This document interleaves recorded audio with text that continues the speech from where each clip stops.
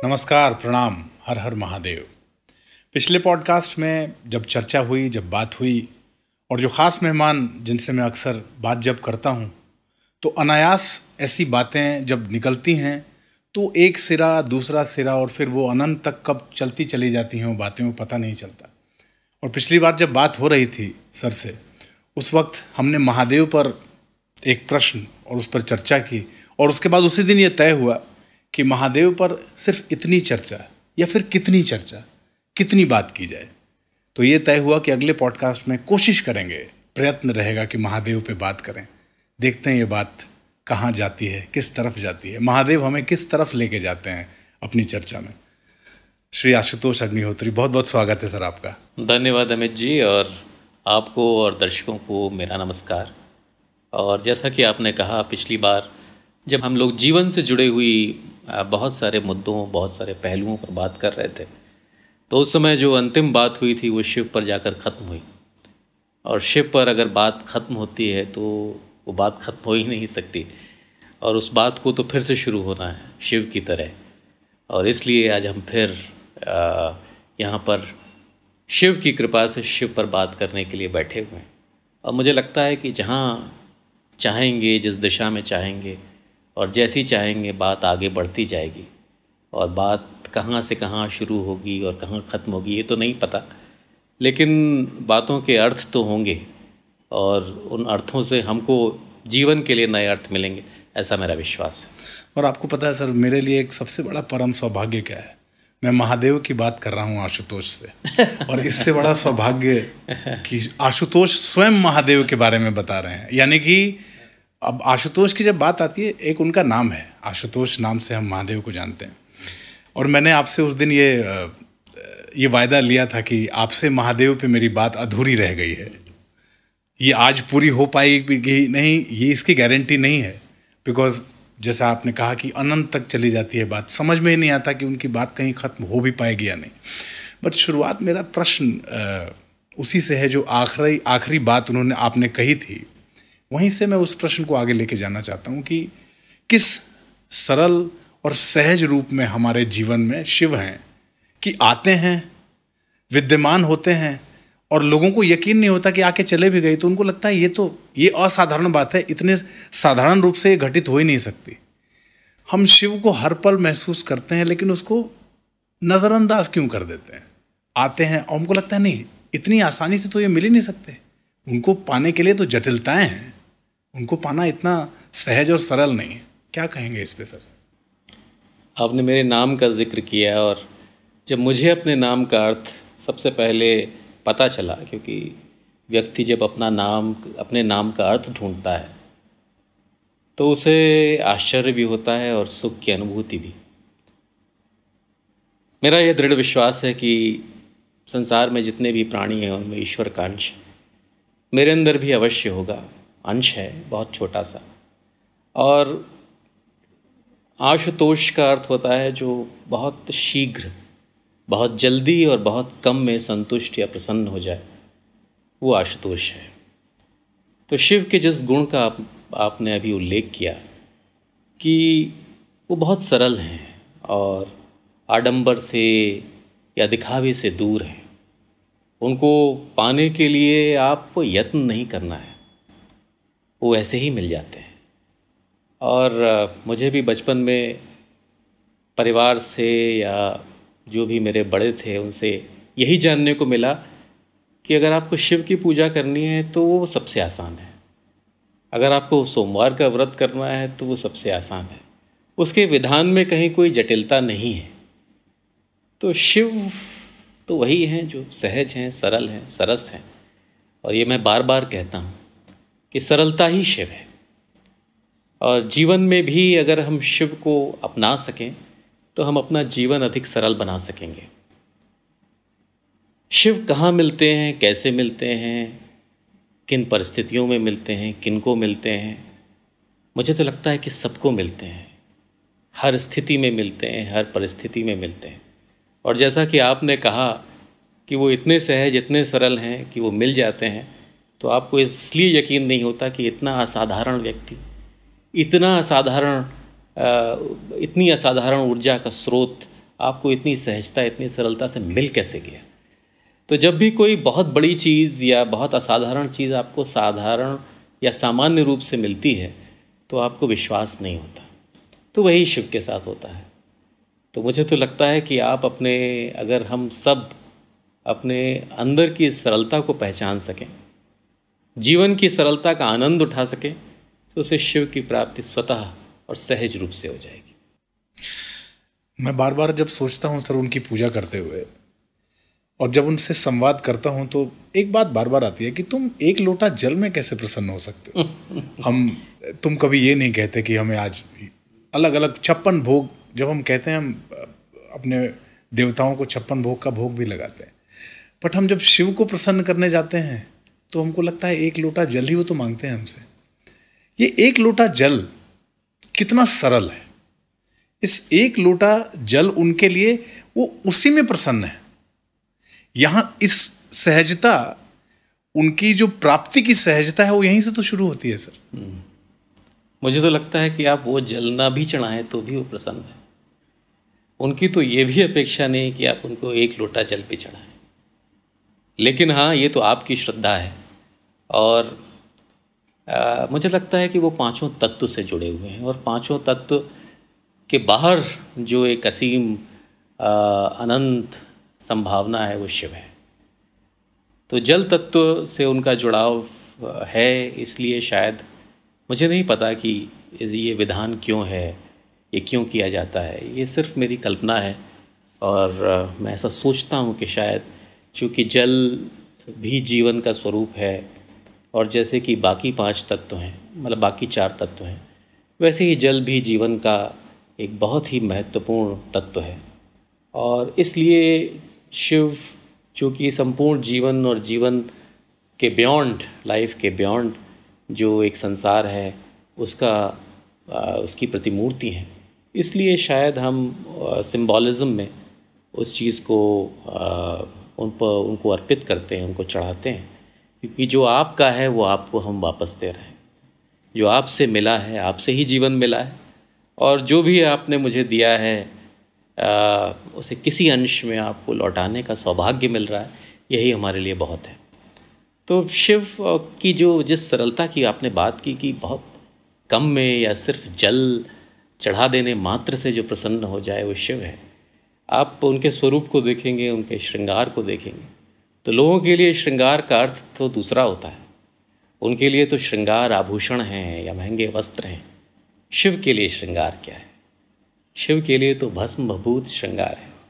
शिव के लिए तो सर्प ही हार है, और शिव के लिए तो रुद्राक्ष ही मणिमाणिक है। और जो सिर्फ एक छाल लपेट ले और उसमें इतना सुंदर लगे, वही तो शिव है। तो मुझे लगता है कि सरलता उनका सबसे बड़ा आभूषण है, और जो सरल होता है, विनम्र होता है, सहज होता है, वो वैसे भी बहुत सुंदर लगता है। अगर आप देखेंगे, किसी भी व्यक्ति से आप मिलते हैं, उसके अंदर अगर आपको ये गुण दिखाई देते हैं तो उसके अंदर का शिवत्व भी आपको कहीं ना कहीं नज़र आता है। वो हो सकता है कि एक सजे सवरे व्यक्ति से वो कम आकर्षक दिखे, लेकिन उसका प्रभाव निश्चित रूप से, अगर आप थोड़ी देर उसके साथ अधिक बैठेंगे तो उसका प्रभाव अधिक होगा। तो यही शिव का प्रभाव। एक अगला प्रश्न दे दिया मुझे आपने इस बातचीत के अंत में।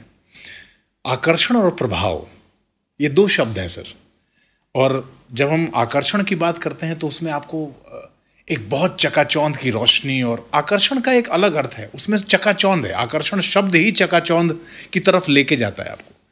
लेकिन जो दूसरा शब्द है प्रभाव, बड़ा सहज सुनाई भी देता है, बट दोनों की मारक क्षमता में बहुत अंतर है। मारक क्षमता से मेरा मतलब यह है कि जब आप दोनों शब्दों का प्रयोग किसी के लिए करें तो क्या उसके व्यक्तित्व का आकलन आप इस आधार पर कर सकते हैं कि वो आकर्षित करता है या वो प्रभावित करता है? बहुत ही गहरी बात है, और मुझे लगता है कि आकर्षण जो होता है वो तात्कालिक या इंस्टेंट होगा, और इमीडिएट जो किसी चीज़ को आप महसूस कर सकते हैं वो आकर्षण है। वो आकर्षण कितना स्थायी है या उसका प्रभाव कितना है, ये बाद में निर्धारित होगा। प्रभाव अधिक स्थायी होगा, या प्रभाव भी हो सकता है कि क्षणिक हो। तो इन दोनों में कहीं ना कहीं एक स्तर पर वो दोनों मिलते भी हैं और कहीं ना कहीं विरोधाभास भी है। बट मुझे लगता है कि प्रभाव अधिक गंभीर होता है, प्रभाव अधिक स्थायी होता है, और आकर्षण तो इमीडिएट है। इमीडिएट होके वो अगर बना रहता है तो बहुत अच्छी बात है, नहीं तो आप व्यक्तित्व में उन गुणों से प्रभावित होते हैं जो अधिक गहरे होते हैं, सतह के अंदर होते हैं। ये संभव है कि एक व्यक्ति आपको आकर्षित भी करे और प्रभावित भी? या बिल्कुल, इसी बात का उल्लेख मैंने अपने पिछले उत्तर में देने की कोशिश की कि कोई आपको आकर्षित करता है, उससे आकर्षित होने की वजह ये होगी कि वो शारीरिक रूप से बहुत सुंदर है, या उसके तौर तरीके इतने इम्प्रेसिव हैं, वो जिस ढंग से चल रहा है, बोल रहा है या बातें कह रहा है, वो आपको बहुत कहीं ना कहीं बहुत इम्प्रेस कर रही हैं। लेकिन हो सकता है कि उसके अंदर और भी गुण हों जिनकी वजह से उसका प्रभाव स्थायी हो और आपका आकर्षण भी बना रहे। दूसरी स्थिति ये होगी कि वो उसके तौर तरीके तो बड़े अच्छे हैं, उसके बात करने का तरीका तो अच्छा है, लेकिन जिस ढंग से वो बात कर या जो बात कर रहा है या उसका आचरण ऐसा है जिसने आपको कहीं ना कहीं आहत किया, तो आपका आकर्षण थोड़ी ही देर में विलुप्त हो जाएगा और वो स्थायी प्रभाव उत्पन्न कर पाने में असमर्थ होगा। तो ये संभव है कि वो आकर्षित भी करे और प्रभावित भी करे, और ये भी संभव है कि वो सिर्फ आकर्षित करे, प्रभावित ना करे। तो दोनों ही स्थितियां हो सकती हैं। बट शिव ऐसे हैं जो आकर्षित भी करते हैं और प्रभावित भी करते हैं। क्या महादेव हम लोगों को शायद अपने व्यक्तित्व से, अपनी आभा से, अपनी मौजूदगी से हमें क्या ये सिखाने का प्रयास करते हैं कि आकर्षित भी करो और प्रभावित भी? हाँ, ऐसा लगता है, मुझे लगता है। और इसलिए मैं बार बार कहता हूँ कि शिव जो है वो दो छोर के बीच का नाम शिव है, कि जहाँ विरोधाभास मिलते हैं वो शिव है। शिव शायद विरोधाभास का नाम भी है और विरोधाभास के मिलने का नाम भी है, विरोधाभास के विलीन होने का नाम भी है। तो अगर शिव के अंदर ये सामर्थ्य है कि वो आकर्षित भी करें और प्रभावित भी, तो शायद वो कहीं ना कहीं हमको ये संदेश भी देना चाहते हैं कि जीवन में दो पक्ष हैं।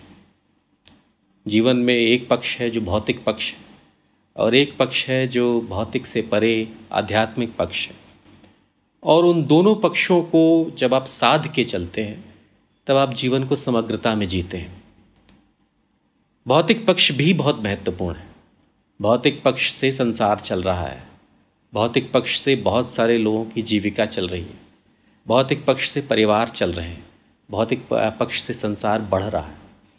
लेकिन भौतिक पक्ष ही काफ़ी नहीं है, क्योंकि अगर भौतिक पक्ष हावी हो जाएगा, अगर आकर्षण हावी हो जाएगा, तो आपका आध्यात्मिक पक्ष जो है वो कहीं ना कहीं पीछे छूट जाएगा। और अगर वो पीछे छूट जाएगा तो आप एक आधे अधूरे जीवन को जिएंगे और आप अपनी उन संभावनाओं को तलाश भी नहीं कर पाएंगे, उनकी तलाश भी नहीं कर पाएंगे जो आपके अंदर ही विद्यमान है। तो इसलिए मुझे लगता है कि ये शिव का संदेश है कि भौतिक पक्ष को भी सुदृढ़ करो और आध्यात्मिक पक्ष को भी सुदृढ़ करो, दोनों के बीच में सामंजस्य पैदा करो, and be like that skylark of Wordsworth, the type of the wise who soar but never roam, true to the kindred points of heaven and home. कि आपके पांव ज़मीन पे टिके हुए हैं, लेकिन आपकी आकांक्षा, आपके सपने आकाश को छू रहे हैं, और दोनों के बीच आपको उड़ना भी आता है और वापस लौटना भी आता है। तो मुझे लगता है कि शिव का निश्चित रूप से यह संदेश है, हम सबको ये प्रेरणा है कि हम अपने अंदर जो दोनों पक्षों की संभावनाएं हैं उनको पूरी तरह से उनको तलाशें और पाएं। शिव का रूप जब हम देखते हैं सर, अब जब इस चर्चा में मैं आपकी बात सुन रहा हूँ तो उनकी आकृति मेरे सामने आ रही है, और मुझे लगता है मैं उनके कौन कौन से पक्ष, उनके कौन कौन से रूप, उनके सौंदर्य को उनके सौंदर्य में जो चार चांद लगाता है, वो कौन सी ऐसी चीज़ें हैं उनके सौंदर्य में चार चांद लगाने वाली एक चीज़ जो मुझे उनकी बहुत भाती है सर, वो है उनका मौन। आप शिव के रूप को जब देखते हैं, आप शिव के साधक, शिव को साधने वाले, शिव की साधना करने वाले, इनफैक्ट वो मौन वाले लोग होते हैं। और उनका एक बहुत बड़ा श्रृंगार मौन है सर। आपको लगता है वो मौन रह के, और तभी अब मुनि शब्द ही मौन से आया है। जो मौन में है वो मुनि है, वही साधु है। शिव का मौन, उनका कितना बड़ा श्रृंगार है सर। हमने पिछली बार भी जब बात की थी तो इस विषय को छूने का प्रयास किया था, the power of silence. Silence कितना पावरफुल हो सकता है, या मौन कितना प्रभावी हो सकता है, इस पे हमने बात की थी।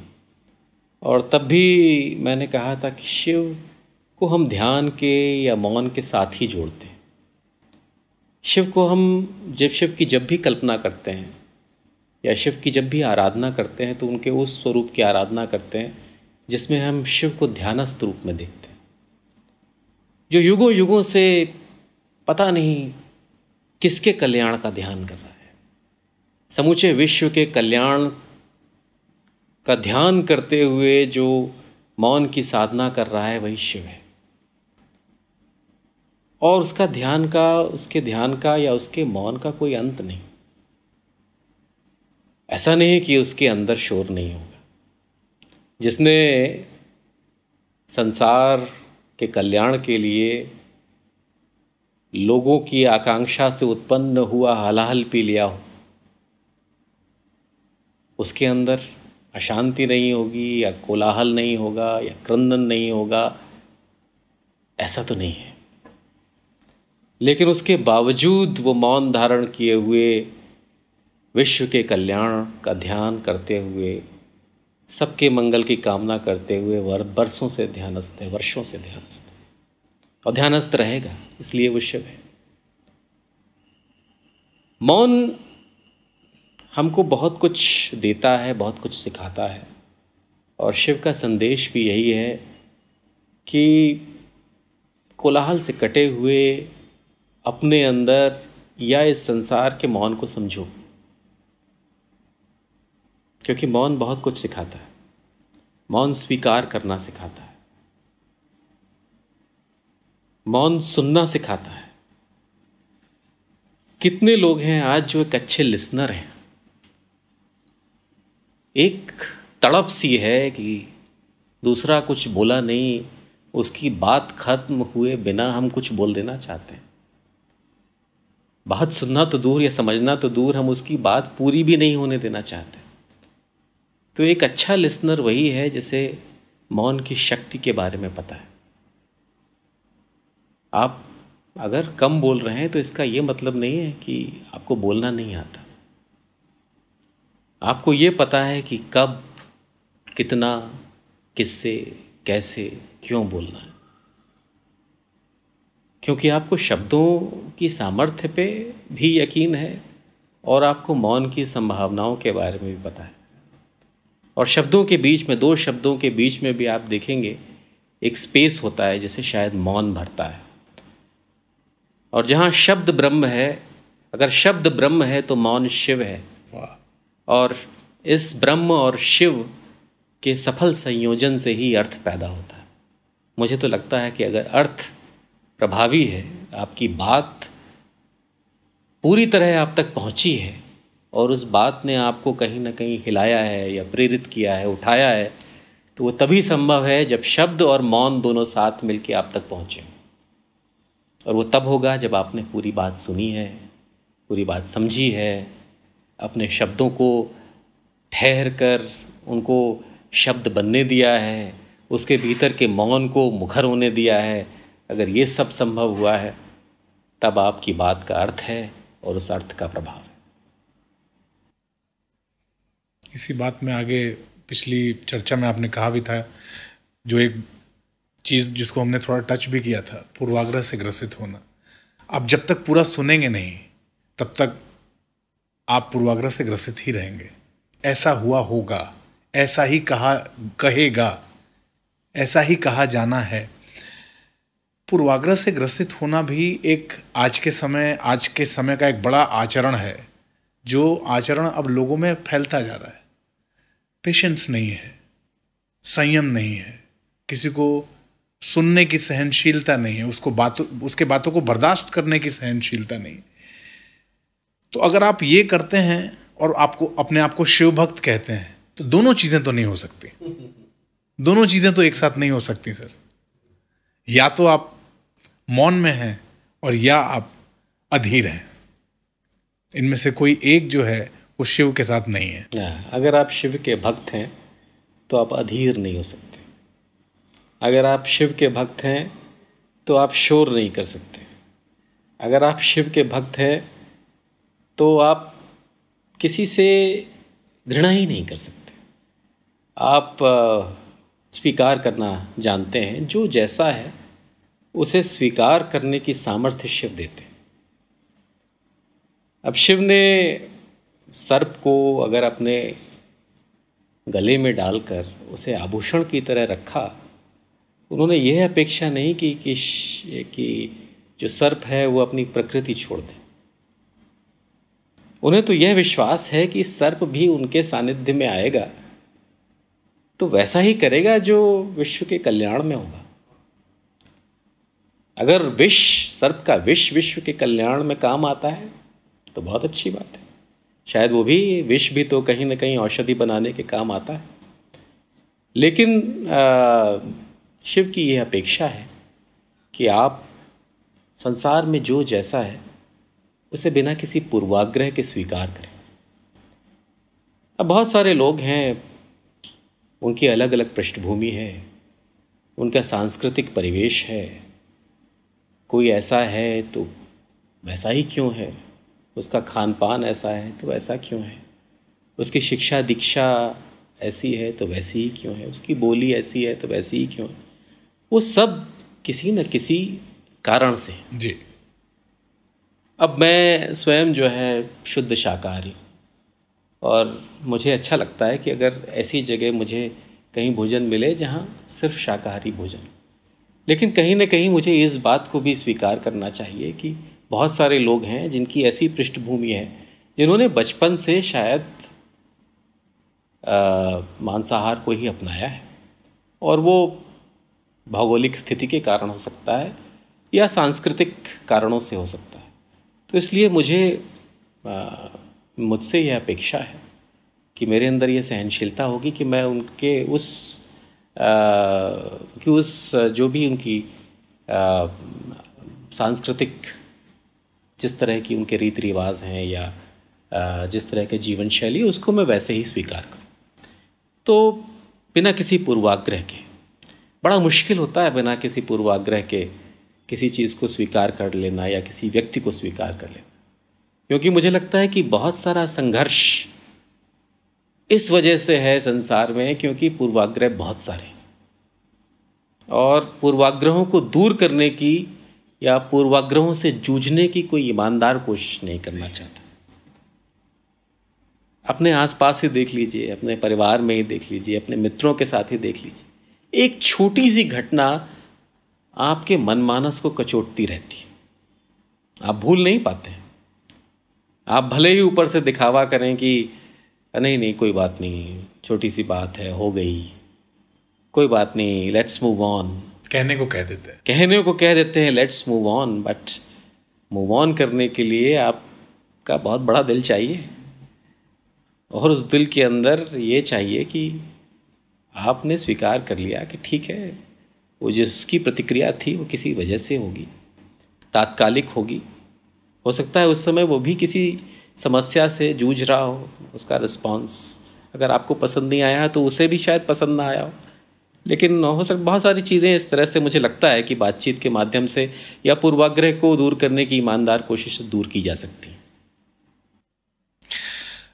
हम शिव के सौंदर्य की जब बात करते हैं, मुझे एक बात उनको देख के, उनके रूप को देख के और आती है सर, जल से उनका जुड़ाव। उनके शरीर को देख के मुझे, नीलकंठ है वो, शरीर उनका नीला पड़ गया जब उन्होंने विषपान किया। जटा से गंगा जी निकलती हैं, आपको भी ऐसा लगता है जल से उनका जुड़ाव थोड़ा ज़्यादा है? जल से वो ज़्यादा, माथे पे गंगा माँ को रखना, वहाँ से जल का प्रवाह हमेशा निकलना, शरीर जल के रंग का हो जाना, ये सिर्फ मेरा ऐसा सोचना है या आप भी ऐसा कुछ, मेरे इस कहने के बाद आपको लगता है कि कुछ ऐसा है कि जल से जुड़ाव उनका कुछ ज़्यादा है? मुझे तो लगता है कि सब अपनी अपनी प्रकृति के अनुरूप शिव को समझ लेते हैं, और कहीं ना कहीं आपका जुड़ाव जल से अधिक है, इसलिए आपको लगता है कि शिव का जुड़ाव भी जल से अधिक है। लेकिन जैसा कि मैंने पहले कहा, शिव तो 5 तत्वों को बराबर या समान महत्व देने वाले व्यक्ति होंगे। जितना मैं उनको समझ पाया हूँ और जितना मुझे लगता है कि जितने न्यायप्रिय वो हैं, मुझे नहीं लगता कि वो किसी भी तरह से इन तत्वों में भी भेद करते होंगे। जब उन्होंने व्यक्ति में, देव में, देवताओं में, असुरों में, सुरों में किसी में भेद नहीं किया, वो रावण के भी प्रिय रहे और राम के भी प्रिय रहे, तो मुझे नहीं लगता कि वो तत्वों में भेद करते होंगे। लेकिन आपने, मुझे लगता है कि आपका जल तत्व से विशेष लगाव है, और मेरा भी है। मुझे भी जल तत्व से विशेष प्रेम है, क्योंकि जल कहीं ना कहीं आध्यात्मिकता से जुड़ा हुआ है। वाटर एलिमेंट जो है, वो बोलते हैं कि इमोशंस और स्पिरिचुअलिटी से जुड़ा हुआ तत्व है। लेकिन उनका जुड़ाव तो अग्नि से भी है, उनका जुड़ाव तो पृथ्वी से भी है, उनका जुड़ाव तो आकाश से भी है, उनका जुड़ाव तो सबसे है। और जो सबसे जुड़े हो के भी किसी से ना जुड़ा हुआ हो, वही शिव है। जो इस संसार में है भी और फिर भी कैलाश में बैठा हुआ, दूर इस संसार से असंपृक्त है, वही शिव है। तो शिव बहुत असाधारण है। इतना साधारण हो के इतना साधारण हो जाए कि वो बहुत असाधारण हो जाए, वही शिव है। तो मुझे तो यही लगता है कि शिव को अपने अपने तरह से कोई भी समझ सकता है, और यह अधिकार या यह सामर्थ्य उन्होंने सबको दिया है। इस बातचीत में मुझे लगता है बहुत सारे ऐसे आयाम हैं जो हमने पहले तय नहीं किया था सर कि हम इस पे बात करेंगे, और आपने कहा भी था कि अमित जी इसको ऐसे जाने देंगे जब जैसे शिव हैं, इसको वैसे ही जाने देते हैं। उनको ना तो रूप में बांधा जा सकता है, ना उनकी कोई दिशा तय हो सकती है, वो अनंत जाते हैं। बट मुझे आपसे, मैंने एक बार चर्चा भी की थी कि किसी ने मुझसे कहा था कि शिव भारत में ही क्यों है, पृथ्वी के उस भूभाग में शिव का होना, ये क्या एक हमारा परम सौभाग्य नहीं है कि हम जब शिव की बात करते हैं तो पृथ्वी का वो हिस्सा आता है जहाँ भारत है? क्या कहेंगे इस पर? इस पर मुझे लगता है कि हम लोगों ने इस बात को हल्के से पहले भी छुआ है, और मेरा यह विश्वास है कि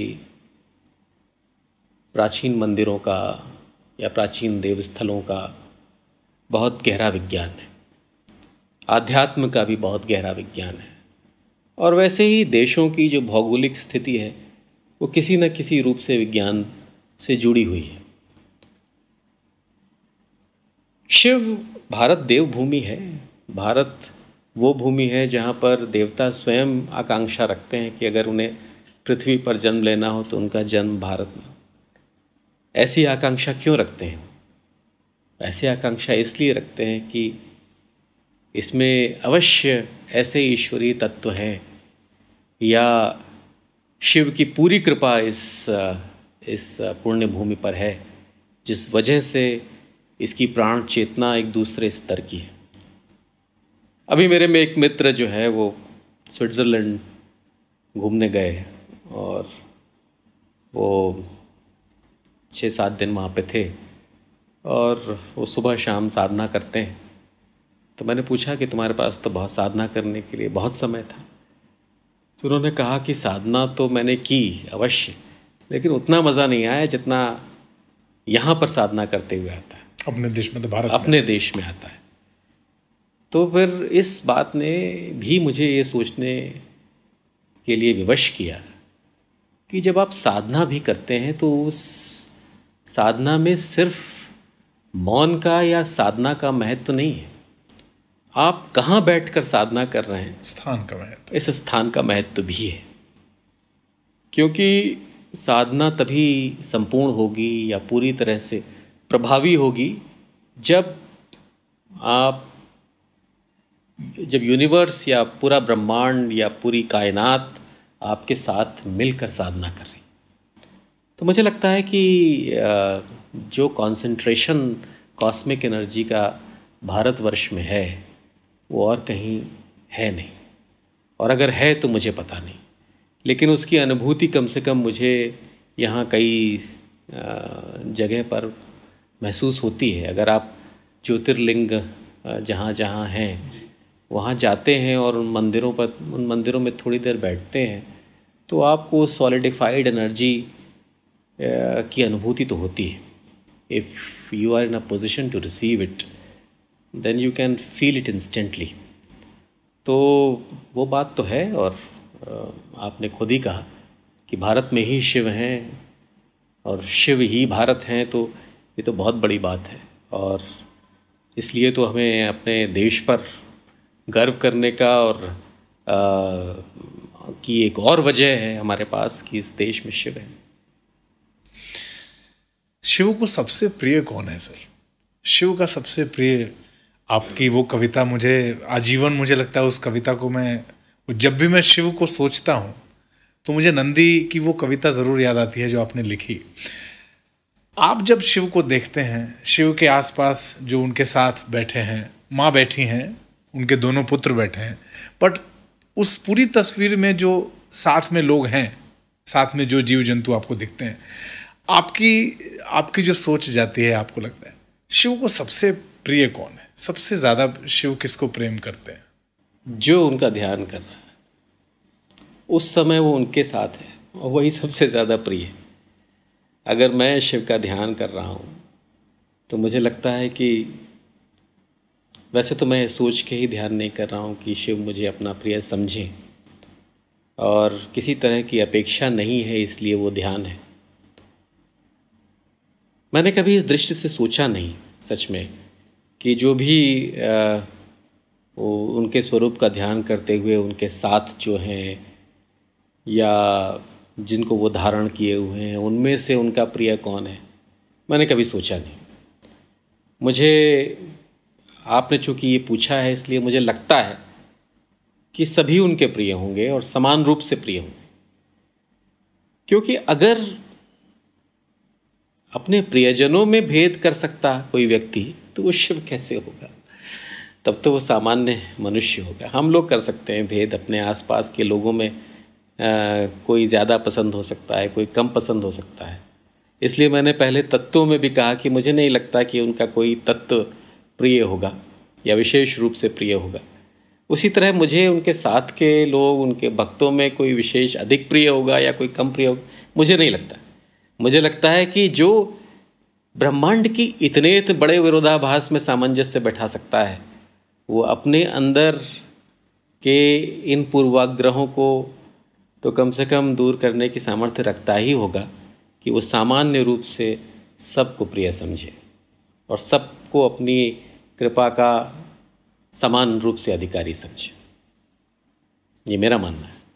सर, आपने अपनी कविताओं में, अपनी लेखनी में, अपनी रचनाओं में शिव के स्वरूपों का जो वर्णन किया है, और ये बात मैं जब भी आपसे मिलता हूँ तो पूछता हूँ कि जब आप उनको लिखते हैं, उनकी कल्पना करके लिखते हैं, तो क्या उस वक्त आपकी रचनाओं से ऐसा लगता है जैसे वो आपके सामने बैठे हैं, आपके सम्मुख खड़े हैं, आप उनको देख रहे हैं?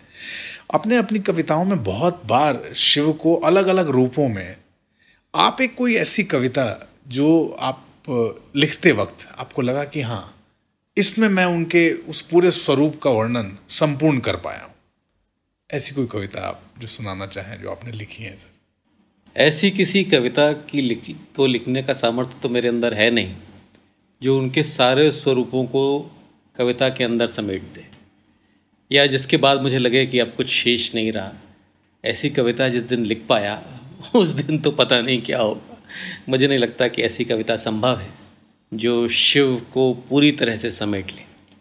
लेकिन हाँ, शिव से या शिव के स्वरूपों पर या शिव से जुड़ी हुई बातों पर कुछ कविताएं लिखी हैं और मुझे लिखकर अच्छा लगता है।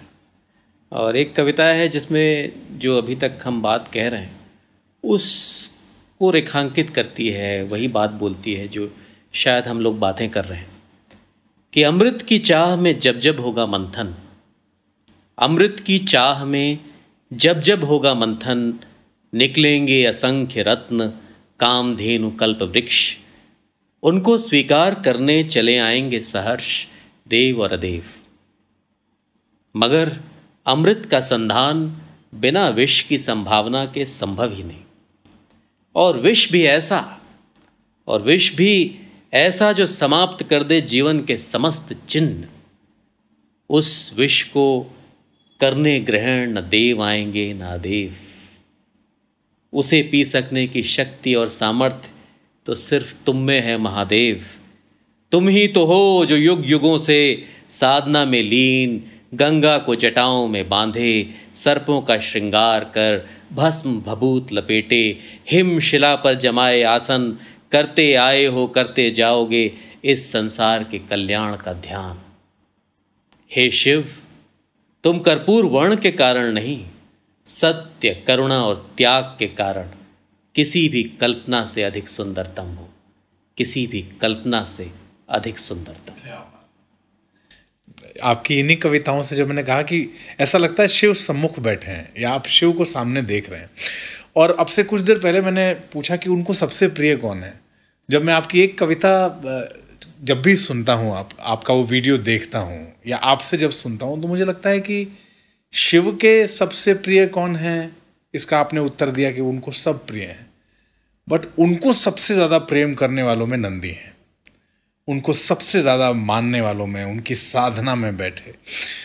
वो कविता मैं जब भी अब उस कविता की बात करते हुए मेरे रोंगटे खड़े हो रहे हैं। मैं चाहता हूँ सर वो कविता आप एक बार ज़रूर सुनाएं, जो नए लोग जुड़ रहे हैं, जिन्होंने अब तक वो कविता नहीं सुनी। ज़रूर। ये बात आपने बहुत अच्छी की कि शिव को तो सभी प्रिय है, लेकिन बिना किसी अपेक्षा के प्रतीक्षा में साधनारत जो है वो नंदी है। उसे तो सिर्फ इस बात की आकांक्षा है कि उसे महादेव के दर्शन भर हो जाए, दरवाज़ा खुले और उसके सामने उसके प्रभु, उसके महादेव सामने हो, उसके सामने हो, बस इसलिए वो हाथ जोड़े, पैर मोड़े, वर्षों से प्रतीक्षारत है। एक दृश्य मेरे सामने आया। एक मंदिर में मैं गया और मैंने देखा कि वहाँ पर नंदी इसी अवस्था में है, और उससे कुछ प्रतीक, उसके आसपास के दृश्य और देखकर मेरे अंदर एक प्रेरणा जगी कि नंदी अगर ऐसी आध्यात्मिक प्रतीक्षा का प्रतीक है तो वो शिव को कितना प्रिय होगा, शिव से कितने प्रिय हैं। इसी बात को रेखांकित करने का प्रयास करती है यह कविता, नंदी की प्रतीक्षा। युग युगों से धैर्य धारे, युग युगों से धैर्य धारे, है जमा गंगा किनारे। युग युगों से धैर्य धारे, है जमा गंगा किनारे, पाँव मोड़े, हाथ जोड़े, साधनारत आस घोले, चेतना की धारियों पर ले प्रतीक्षा के फफोले। आज वह फिर मुस्कुराया, आज वह फिर मुस्कुराया, वक्त ने ढांढस बंधाया और उस विश्वास की प्रतिमूर्ति ने फिर गीत गाया। युग युगों से धैर्य धारे, मैं यहीं गंगा किनारे, कह रहा चुपचाप रहकर, वेदना का दंश सहकर, कोई भी इतिहास लिख ले, फुल रहे अन्याय सारे। वे लिए तलवार आए, देख वैभव सक पकाए, ज्ञान गौरव भक्ति सौरभ, ईर्ष्या से तिल मिलाए, अस्मिता को रौंदते वे रक्त की धारा बहाते, आस्था के गर्भगृह में गर्व मेरा वे झुकाते, स्वर्ण निधि से जगमगाते, राष्ट्र पर नजरें जमाए, चिर सनातन को मिटाने वासना के गिद्धाए। किंतु युग करवट बदलता, किंतु युग करवट बदलता, अब सुखद संदेश लाता, पत्थरों में प्राण पावन के पुनः अवशेष पाता, सत्य शिव का रूप लेकर खुद प्रकट अब हो रहा है। सत्य शिव का रूप लेकर खुद प्रकट अब हो रहा है। जानवी का हृदय व्याकुल हर्ष विह्वल रो रहा है। फिर यहाँ अभिषेक होगा, फिर यहाँ अभिषेक होगा, फिर यहाँ डमरू बजेगा, फिर यहाँ पर विश्व के कल्याण का गोपुर सजेगा, फिर मिलेगा तेज, मेरा शिव मुझे फिर से दिखेगा। और शीघ्र होगा अंत मेरी तिक्त लंबी रात का, सुन रहा उद्घोष में कैलाश से प्रभात का। फिर खुलेगा द्वार, फिर खुलेगा द्वार, मेरा स्वप्न यह साकार, मेरे देव का श्रृंगार, होगा यज्ञ मंत्रोच्चार। ओम नमः शिवाय, ओम नमः शिवाय, ओम नमः शिवाय। आप, मुझे लगता है सर, जितनी बार ये कविता का पाठ करेंगे, मुझे ये कविता हर बार एक नए रूप से नई लगती है। और तभी मैंने कहा कि इस कविता को सुन के ऐसा लगता है कि नंदी उनको बहुत प्यार करते हैं, नंदी उनको बहुत प्रेम करते हैं। हमने शिव के स्वरूपों की बात की और अर्धनारीश्वर उनका जो स्वरूप है, उस समाज के लिए एक बहुत बड़ा संदेश है। हम अर्धनारीश्वर के रूप में महादेव की पूजा करते हैं और वो एक कितना बड़ा संदेश है इस समाज के लिए, ये विश्व के लिए, कि पुरुष और नारी, माँ और बाबा एक ही शरीर में एक साथ विद्यमान है, एक साथ उपस्थित है। बट ये अनफॉर्चुनेटली कुछ समय में ऐसा हुआ है कि दोनों ने एक प्रतिस्पर्धा में एक दूसरे को से ऊपर अपने आप को दिखाने की दौड़ में कहीं हम ये अर्धनारीश्वर का स्वरूप भूल गए, महादेव का। वो स्वरूप क्या सीधा संदेश पहुंचाता है समाज तक, जिसको समाज भूलता जा रहा है सर? बिना प्रकृति और पुरुष दोनों के संयोजन के जीवन की उत्पत्ति संभव ही नहीं।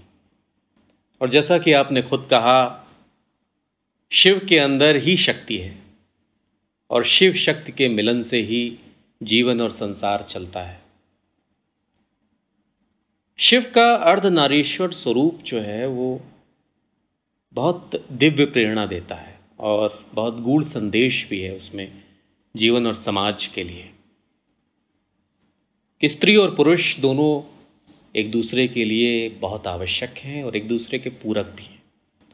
प्रतिस्पर्धी तो बिल्कुल नहीं, प्रतिस्पर्धी तो हो ही नहीं सकते, क्योंकि आधा पुरुष और आधी नारी दोनों मिलकर पूरा शिव बनाते हैं और दोनों मिलकर ही पूरा जीवन, पूरा समाज बना सकते हैं। तो किसी तरह की प्रतिस्पर्धा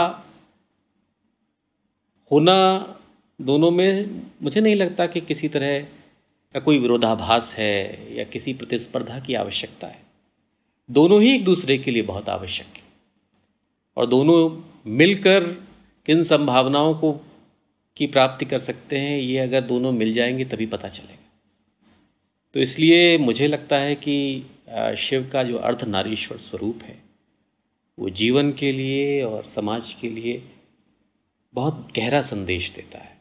वो ये देता है कि आपके अंदर का जो कोमल तत्व है, आपके अंदर का जो स्त्रीत्व है, आपके अंदर की जो सृजन शक्ति है, वो आपका एक पक्ष है। और सबके, हर पुरुष के अंदर एक स्त्री होती है और हर स्त्री के अंदर एक पुरुष होता है। हो सकता है कोई स्त्री पुरुष प्रधान स्त्री हो और कोई पुरुष जो है वो स्त्री प्रधान पुरुष, ये संभव है, ये मनोविज्ञान भी इसको मानता है।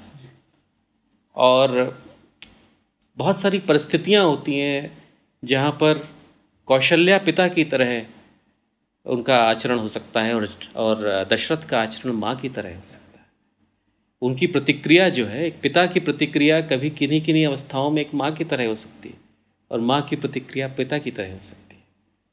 तो वो इस वजह से है कि आप ही के अंदर एक स्त्री है और आप ही के अंदर एक पुरुष है।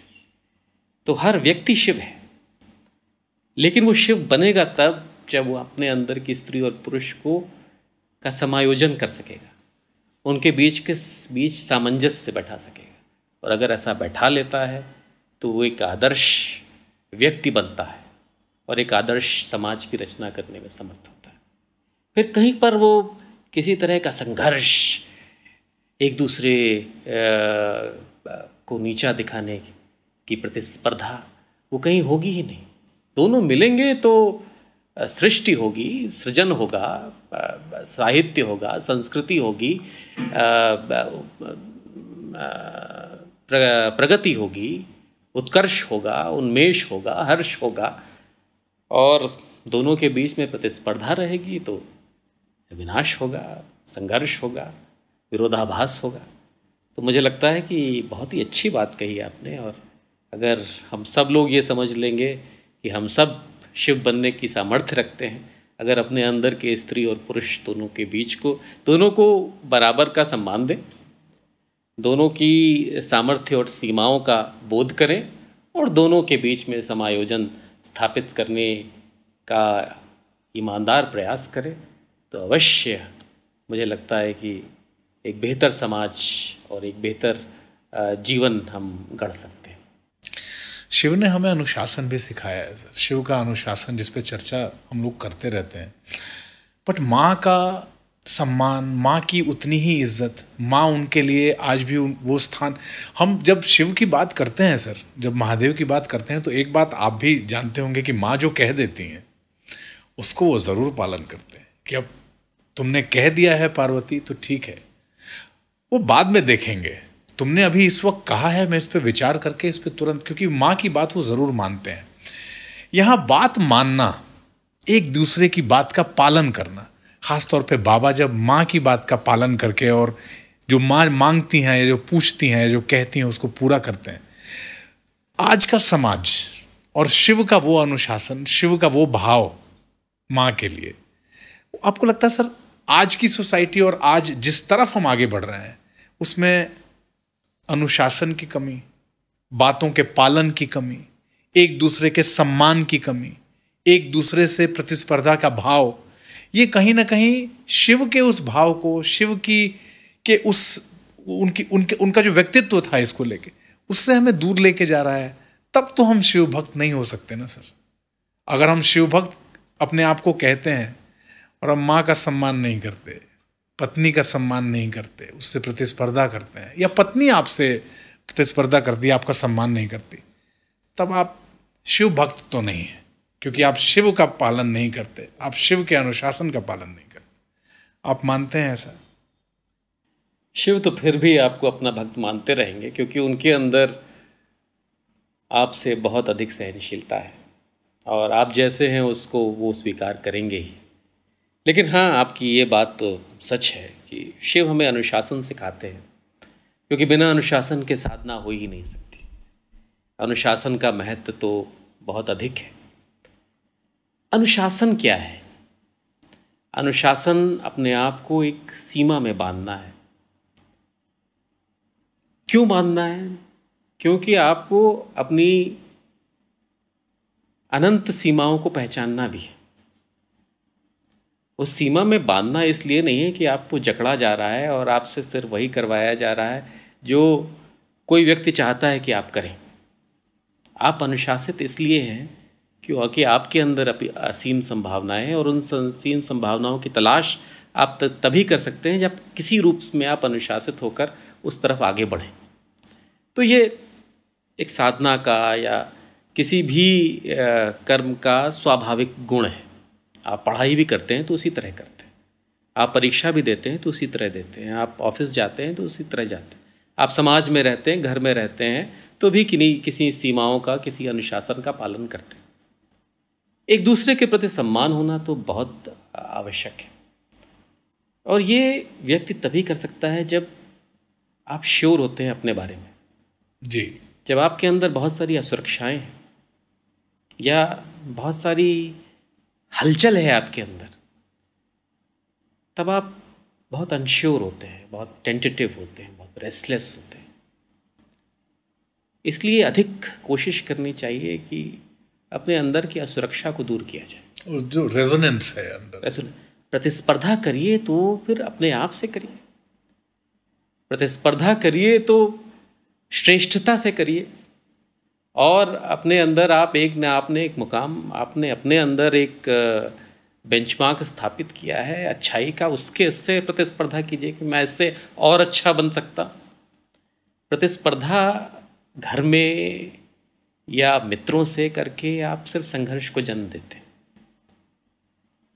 तो मुझे लगता है कि पारिवारिक परिवेश के लिए या समाज में शांति के लिए ये बड़ा आवश्यक है कि एक दूसरे का सम्मान किया जाए, एक दूसरे को स्वीकार किया जाए। और इस भाग दौड़ में, और मैं अभी कुछ दिन पहले एक कॉलेज में गया था और वहाँ बच्चों को संबोधित कर रहा था।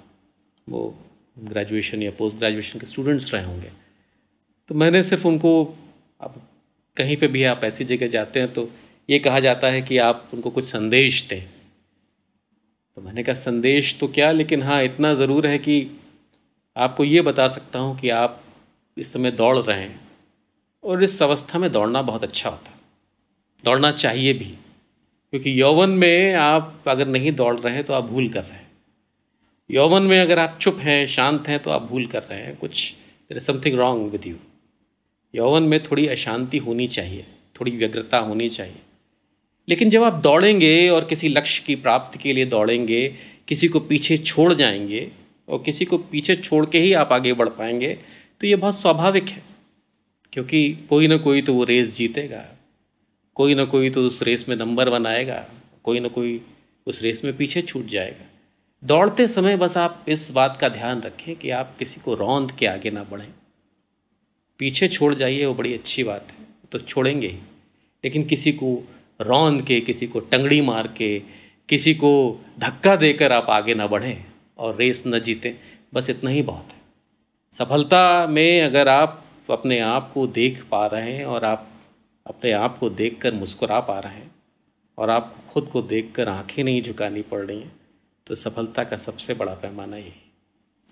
तो शायद यही बात हमें शिव भी सिखाते हैं कि जीवन जियो, एक दूसरे का सम्मान करो, जो जैसा है उसे स्वीकार करो, सबको अपनाते हुए चलो और अपने अंदर की जो तमाम संभावनाएं हैं उनको जियो, उनको पहचानो और मग्न रहो, प्रसन्न रहो, आनंदित रहो। और इस आनंद में ही शिव है, इस मुस्कुराहट में ही शिव है, इस खुशी में ही शिव है।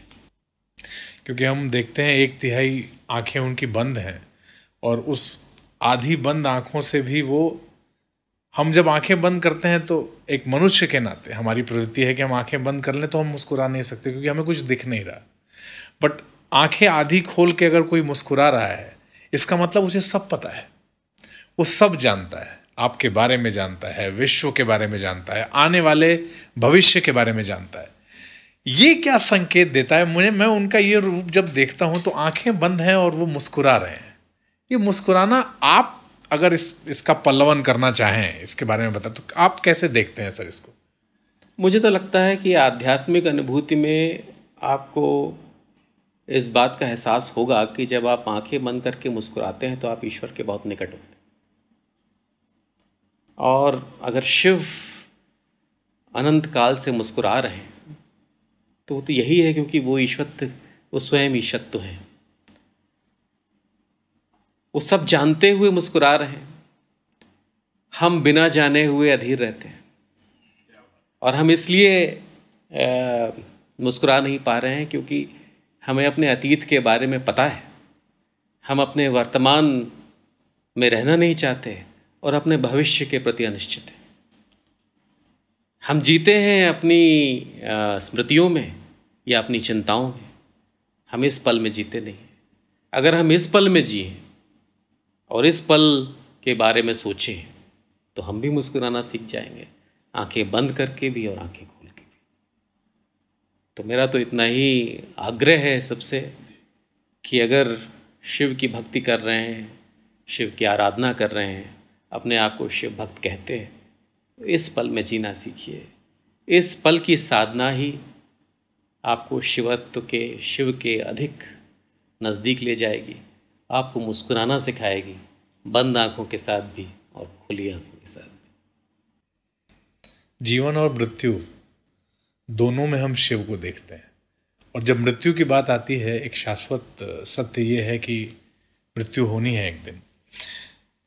एक ऐसे समय में जब आप शमशान पे जब चर्चा होती है और कहा जाता है कि शमशान में शिव रहते हैं आपको आपके स्वागत के लिए, तो मैं जब ये भाव देखता हूँ सर, और जब मुझे ये लगता है कि जब मैं अपना शरीर त्याग करूँगा तो उस वक्त कहते हैं ना, उस कॉर्ड को काटना। एक कॉर्ड तो तब था जब आप माँ के पेट में थे और एक कॉर्ड से आप माँ से जुड़े हुए थे, और वो कॉर्ड कटता है तो आप माँ के पेट से बाहर आके दुनिया में आते हैं, और एक कॉर्ड कटता है जब आप इस दुनिया से जाते हैं। मेरा भाव ये आता है सर कि जिस दिन मैं इस शरीर को त्यागूंगा, मुझे हर बार ये लगता है कि शिव उस पार हैं और मेरा कॉर्ड कटते ही मेरे स्वागत के लिए वहाँ खड़े हैं कि तुझे मैं वैसे तो नहीं दिखा, लेकिन तूने मुझे इतना प्रेम किया है कि मैं तुझे लेने स्वयं आया हूँ। क्या मेरा ये भाव आपको लगता है मैं जो सोच रहा हूँ वो सही है, नहीं है, ये तो शिव पे है, बट मेरा ये सोचना कहाँ तक जाता है सर? और कई बार सोचते सोचते मैं विलीन हो जाता हूँ, मेरे आंखों से आंसू गिरने लगते हैं कि तुम खड़े हो मेरे स्वागत के लिए, तुम आओगे मुझे लेने। ये भाव क्या है सर? बहुत ही सुंदर भाव है ये, और हमारे यहाँ तो मान्यता ही है, ट्रिनिटी है, ब्रह्मा विष्णु महेश की, और शिव को बोलते हैं कि, और मैं मानता हूँ कि शिव जो है वो क्रिएटिव डिस्ट्रक्शन है। तो और इस शरीर का अंत तो जीवन का या आत्मा का अंत है नहीं। आत्मा की यात्रा अनंत है और वो तब तक अपनी यात्रा करती रहेगी जब तक उसको अपने लक्ष्य की प्राप्ति नहीं हो जाती। शरीर एक माध्यम है उसको उस लक्ष्य तक पहुंचाने के लिए। इसलिए आपका जन्म, आपकी मृत्यु, मृत्यु के बाद दूसरा जन्म, दूसरे जन्म की मृत्यु, ये तो चलता रहेगा। पहली बार जब मैं शमशान गया तो वो शायद 1992 में जब मेरी दादी की मृत्यु हुई थी तब गया था शमशान से। तब मुझे कोई ऐसी स्मृति जो मेरे साथ स्थायी रूप से रह गई हो मुझे नहीं लगा ऐसी कोई थी। लेकिन 2010 में जब मेरे ससुर का देहांत हुआ और उनकी चिता को अग्नि दी गई, और उस समय मैं उसको देख रहा था जब लोग प्रतीक्षा करते हैं कि पूरा शरीर जल जाए, और तब मैं सोच रहा था तब कि इस नश्वर शरीर के बारे में, आत्मा की यात्रा के बारे में कुछ विचार अपने आप आते हैं। शमशान में जाना बड़ा हम्बलिंग एक्सपीरियंस होता है। तब आपको लगता है कि आपके अंदर जो कोलाहल है या आपाधापी है जीवन की, वो किस लिए? यहीं तक पहुंचने के लिए, और यहीं तक पहुंच के फिर पंच तत्व में विलीन हो जाने के लिए, या फिर कुछ ऐसी स्मृतियां छोड़ जाने के लिए जो यहाँ से लौटने के बाद भी किसी को गुदगुदाएंगी, किसी की मुस्कुराहट का कारण बनेंगी। तो शमशान से आपको शिव की समझ तो होती है, क्योंकि जैसा कि आपने कहा वो मृत्यु तो एक शरीर का अंत है, लेकिन आत्मा की यात्रा तो चलती रहती है, और शिव उस यात्रा को आगे बढ़ाने का सबसे सबल और सशक्त माध्यम है। वो इसलिए आपको लगता है कि आपकी वो प्रतीक्षा कर रहे हैं, क्योंकि तुम जो इस शरीर में नहीं कर पाए वो तुम्हें दूसरा शरीर दे के करवाऊँगा, तुम्हें और आगे ले जाऊँगा, तुम्हें और ऊपर ले जाऊँगा, तुम्हें तुम्हारे लक्ष्य तक ले जाने के लिए ही तो मैं हूँ। आओ मेरा पकड़ो हाथ और आगे बढ़ो। इसलिए लगता है कि आपको कि शिव प्रतीक्षा कर रहे हैं, खुद स्वागत करने के लिए आपके सामने खड़े। तो बहुत ही सुंदर बात है। मृत्यु तो शरीर की होती है, और ये बात तो हमारी मान्यता में बहुत बहुत अंदर तक रची बसी है, और बचपन से ही हम लोग सुनते आए हैं। किसी न किसी रूप में आपको स्वीकार करने की शक्ति आ जाती है। आपको जो बचपन से आप गीता के श्लोक पढ़ते सुनते रहते हैं, तो कहीं न कहीं आपकी चेतना में वो घर कर जाता है। थोड़ी देर के लिए बहुत कष्ट होता है, कोई चला जाता है तो कष्ट होना स्वाभाविक भी है, लेकिन फिर लगता है कि शिव ने फिर पकड़ा हाथ, फिर आपको ले जाएंगे दूर तक, और फिर आपकी यात्रा को आगे बढ़ाएंगे। और ये यात्रा ऐसे ही चलती रहेगी अनंत, उस शिव की तरह जिसका हाथ पढ़ते हुए आप इस जन्म में भी आगे बढ़े और अगले जन्म में भी आगे बढ़ते जाएंगे।